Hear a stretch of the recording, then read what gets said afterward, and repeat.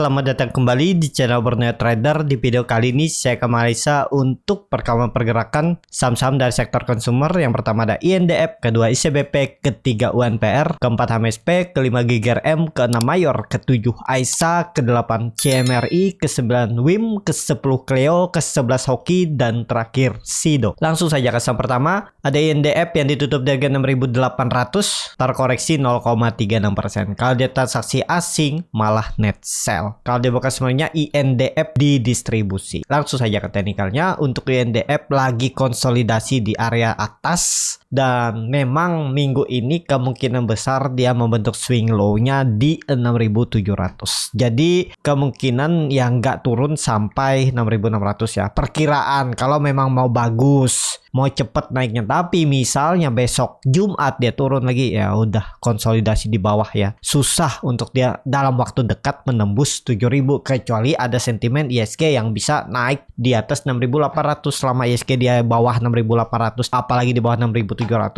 agak rawan. Tapi untuk INDF itu masih oke, disimpan sampai 3 sampai 6 bulan atau sampai akhir tahun. Kemungkinan besar juga dia bergerak di area ini. Jelek-jeleknya menurut saya seperti ini analisanya. 6.400 jadi support dan resistannya 7.000. Tektok-tektok tinggal nunggu momentum. Tahun ini tembus gak? Peluang besar tembus 7.000. Tinggal nunggu waktu aja ya. Cuman itu perlu sabar, dikumpul-kumpulin aja. Ini cocok bagi Bapak Ibu yang kerja.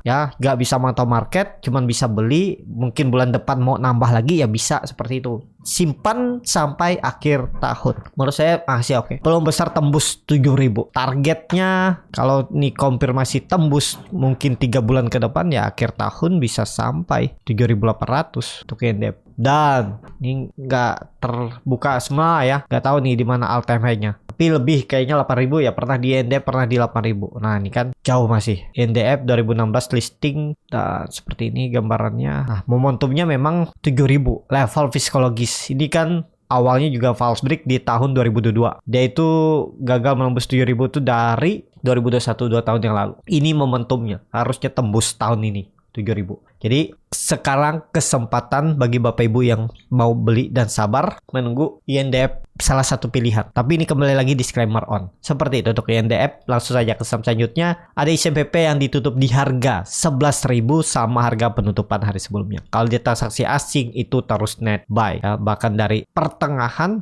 bahkan dari bulan 3 akhir ini net buy terus nih. Baru 2 kali dia jualan. Kalau dia bukan sebenarnya ICBP hampir sama antara distribusi dan akumulasi. Langsung saja ke teknikalnya. Untuk ICBP ini udah dalam perjalanan wave 5 ya, udah sangat tinggi menurut saya, dan juga dia berhasil break dari 10.500. Resisten kuat dari 2020, 2 tahun yang lalu. Nah ICBP udah tembus. INDF yang belum, nunggu aja INDF tuh, sabar. Jadi ICBP tetap target saya 12.000 akhir tahun, semoga disentuh dan bahkan ya bisa 12.500. Peluang besar ke sana. Tapi ada prosesnya, ada naik turunnya. Jangan mikirnya walaupun tren peluang besar ke 12.000 ya ada naik turunnya. Itu yang sering mengganggu psikologis investor. Dan seperti itu ICBP masih oke, yang punya di bawah hold aja. Kalau ada turun malah kesempatan beli, tapi untuk simpan lebih lama. Kalau Bapak Ibu trading jangka pendek ya hitung risk rewardnya, sudah profit berapa persen. Misalnya sudah profit 10%, 15% ya sisakan profit misalnya 10%. Kalau dia jebol support TP dulu ya, jangan sampai udah lama nunggunya malah balik BP. Kan seperti itu. Jadi seperti itu untuk ICBP. Langsung saja ke saham selanjutnya. Ada UNPR yang ditutup terkoreksi 1,1% ke harga 4.460. Kalau dia transaksi asing net sell. Kalau dia bukan sebenarnya UNPR hampir sama antara akumulasi dan distribusi. Langsung saja ke teknikalnya. Untuk UNPR juga oke. Kalau Bapak Ibu trading jangka pendek ya mestinya stop loss kalau dia gagal bertahan di atas 4.400, gagal bertahan di atas EMA 20, EMA 60, garis merah dan garis biru dan garis kuning ini ya out aja dulu. Tapi kalau Bapak Ibu mau simpen lebih lama ya bisa average dan di bawah nutup gapnya nih. Ini harusnya ditinggal gapnya, ini jangan diturun sampai sini. Mestinya ya nggak turun dari 4.300, 4.400 itu untuk UNPR. UNPR juga oke nih, tapi lebih konfirmasi kalau dia sudah tembus neckline. Dulunya support kuat di 4.500. Nah tembus itu konsolidasinya makin oke tuh, makin target nutup gapnya nih peluang besar ya, gap waktu pengumuman IPS-nya ya. laba turun, menarik nih untuk UNPR ya. Masih bisa beli nggak? Masih bisa beli ya. Jadi seperti itu. Untuk UNPR langsung saja ke saham selanjutnya. Ada MSP yang ditutup di harga 985 sama harga penutupan hari sebelumnya. Kalau dia transaksi asing net sell. Kalau dia bukan sebenarnya MSP di distribusi. Langsung saja ke teknikalnya. Untuk MSP kondisi seperti ini kembali dulu ke atas 1000. Itu titik amannya. Kalau nggak di atas 1000 agak rawan ya. Jadi untuk MSP lagi berjuang untuk kembali ke atas 1000. Kalau kembali sih lumayan bagus, tapi kalau ditarik dengan Fibonacci retracement dari swing low ke swing high, ya dia itu mantul dari golden ratio-nya 0,618. Titik aman pertamanya itu di 0,5 Fibonacci retracement-nya di 1000. Titik amannya pertama, kalau memang mau arahnya uptrend, Jumat atau minggu depan udah di atas 1000 harusnya untuk MSP. Di bawah itu rawan dan bahkan bisa ke 900 lagi ya. Bisa jadi pola dead cat bond karena dia terus membentuk lower low, lower high. Nah seperti itu. Untuk HMSP waktu itu juga ada candle pembalikan arah, ternyata dijebol support ini ya. Dia rejection dari atas, dibuang, terus ditarik naik ya. Besok harusnya rebound. Tutup di atas 1000 tuh sinyal bagus lah untuk MSP. Jadi kalau berminat ya, tapi tergantung masing-masing ya, beli saat dia tembus 1000 atau beli sekarang duluan beli sebelum naik. Tapi resikonya kalau duluan beli sebelum naik tiba-tiba dibuang lagi besok, tuh resikonya ya sama. Buy on break tiba-tiba setelah beli Seninnya dibuang lagi, sama aja ya. Yang mana cocok aja. Tapi titik amannya memang MSP tuh harus di atas 1000. Itu aja. Seperti itu untuk MSP. Langsung saja ke saham selanjutnya. Ada GGRM yang ditutup di harga 28.700, terkoreksi 0,6%. Kalau dia transaksi asing net sell. Kalau dia bukan sebenarnya GGRM di distribusi. Langsung saja ke teknikalnya. GGRM ini juga lagi uptrend ya. Dia sudah mematahkan tren downtrend atau pola pattern flag dengan target kenaikan. Bisa tarik ini juga bisa. Tren jangka pendeknya lihat udah tercapai belum. Nah udah tercapai ya. Tapi bisa juga ditarik tiangnya ini. Ini kan ada pola pattern flag. Nah, targetnya 36.000. Wih 20% lagi ya dia naik. Kalau bisa lebih bahkan nih 30%. Oh bukan nih dari sini ya. Maaf. Ya 20%. Nah itu hitung aja. Kalau kondisi seperti ini Bapak Ibu bisa gunakan support. Ya kalau mau pakai stop loss lah ya. Ya kalau dia gagal bertahan di atas EMA 20, EMA 60 yang sudut kemiringannya lebih dari 30 derajat ini, kemiringannya nih udah oke ya. Kalau dia false break ya out dulu karena bisa lebih lama nunggunya dan nggak pasti juga naik, bisa aja terus turun seperti halnya UNPR waktu itu. Tapi ya tergantung masing-masing plannya seperti apa. Jadi menurut saya sih masih bisa ada tarikan lagi untuk GGRM karena volume juga meningkat.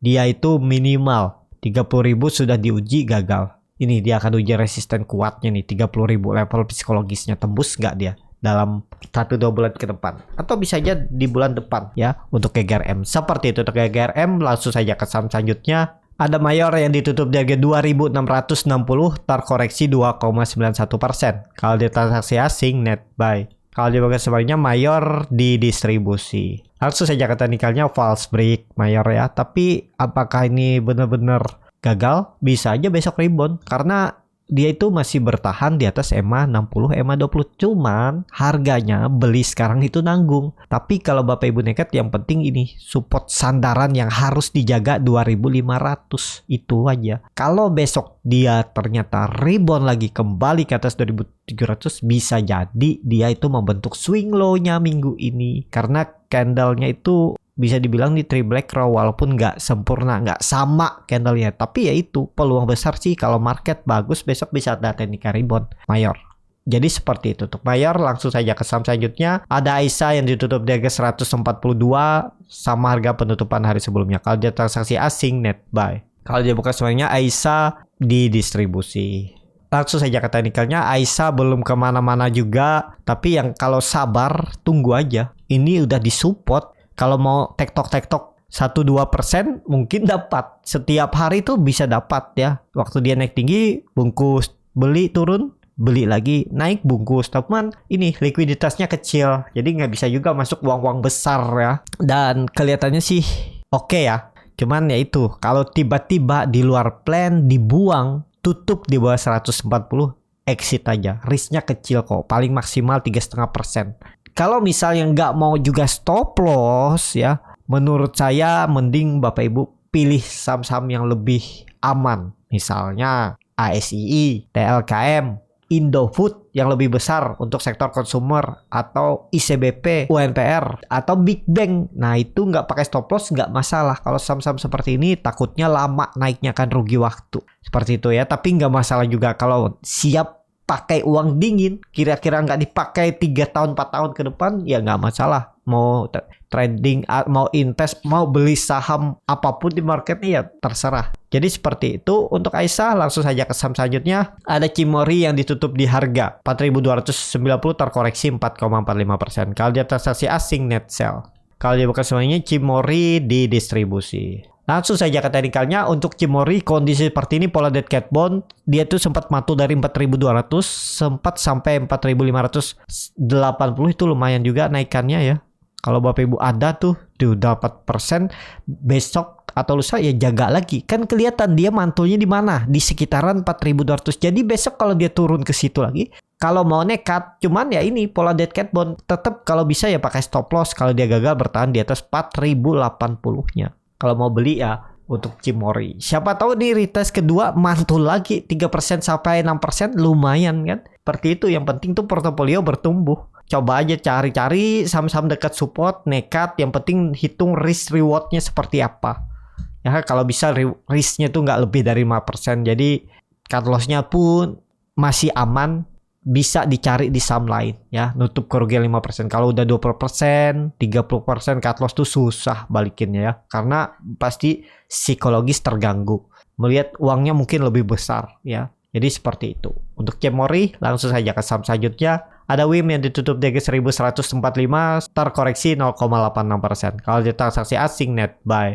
Kalau dia bukan semuanya, WIM diakumulasi. Langsung saja ke teknikalnya, WIM sudah di pucuk ya. Rawan ya. Menurut saya hati-hati nih. Apalagi 3 hari dia gagal menembus 1200 dan membentuk global. Idealnya beli di 1050 ke bawah sampai 1000. Itu aja. Lebih baik wait and see lah. Jangan kejar atas ya. Resikonya lebih besar untuk WIM. Seperti itu untuk WIM. Langsung saja ke saham selanjutnya. Ada Cleo yang ditutup menguat 1,72% ke harga 590. Kalau dia transaksi asing, net buy. Kalau dia bukan sebenarnya, Cleo diakumulasi. Langsung saja ke teknikalnya. Cleo juga bagus. Dia itu mantul dari berapa nih? 565. Neckline-nya memang 550. Dan kemungkinan besar juga Cleo ini konsolidasi. Support yang harus dijaga mestinya tuh 550. Jadi kalau mau beli itu area itu deket-deket itu aja. Kalau beli di harga pertengahan ini takutnya gagal naik, malah turun dulu, konsolidasi. Seperti itu aja untuk Cleo. Langsung saja ke saham selanjutnya. Ada Hoki yang ditutup di harga 94 sama harga penutupan hari sebelumnya. Kalau dia transaksi asing, net buy. Kalau dia bukan semuanya, Hoki hampir sama antara akumulasi dan distribusi. Langsung saja ke teknikalnya. Untuk Hoki cukup bagus juga. Ini salah satu saham konsumer yang belum naik, walaupun memang dia itu likuiditas kecil dan volatilitas tinggi ya, bisa dikatakan ya semi gorengan, tapi lagi di bottom. Ini tinggal nunggu tarikan aja. Yang penting ya kalau Bapak Ibu nekat beli sekarang, turunin lagi lebih murah stop lossnya nih di 87 86 tuh dia. Nah 8% dengan target reward 25%. Nih, ini menarik nih. Yang penting mau sabar atau ya antri di bawah sampai 90 tuh juga bisa antri aja. Tinggal nunggu momentum nih. Besok kalau tembus 97, 98 tuh oke tuh. Minggu depan siap-siap ke atas untuk Hoki. Seperti itu untuk Hoki. Langsung saja ke saham terakhir. Ada Sido yang ditutup di harga 770 sama harga penutupan hari sebelumnya. Kalau transaksi asing, net buy. Kalau dibakar semuanya, Sido diakumulasi walaupun tipis. Langsung saja ke teknikalnya, Sido lagi konsol. Ya ini level psikologisnya harus bertahan. Kalau sampai dia membentuk low baru di bawah 760, indikasinya jelek ya. Dan perkiraan saya dia itu bisa mantul di 807.80. Ternyata belum mampu ya. Ya minggu depan konfirmasinya tembus oke. Dan yang paling penting minggu depan jangan membentuk low baru di bawah 750. Kalau sampai tutup di bawah 750 gagal. untuk Sido. Di bawah 780 aja udah indikasi lemah. Jadi kalau kondisi seperti ini minggu depan tuh harus balik ke atas 780 800 harusnya ya, kalau teknikalnya mau oke. Seperti itu untuk Sido. Cukup sampai di sini video kali ini. Terima kasih untuk Bapak Ibu dan teman-teman yang sudah menonton video ini sampai selesai. Apabila channel Borneo Trader ini bermanfaat dan bisa menjadi bahan pertimbangan Bapak Ibu dalam membeli, menyimpan, dan menjual sahamnya, bisa klik tombol subscribe dan nyalakan lonceng notifikasi. Ada kritik, saran, ataupun pertanyaan bisa langsung tinggalkan di kolom komentar. Dan bagi Bapak Ibu dan teman-teman yang baru belajar trading, masih bingung memilih saham, bingung membuat trading plan, bisa join trading bersama Borneo Trader. Nanti dipilihkan saham-sahamnya dan dibuatkan trading plannya beserta chatnya dan juga free konsultasi portofolio. Kalau tertarik, DM Instagram Borneo Trader. Sampai ketemu, tetap semangat dan semoga bisa terus cuan.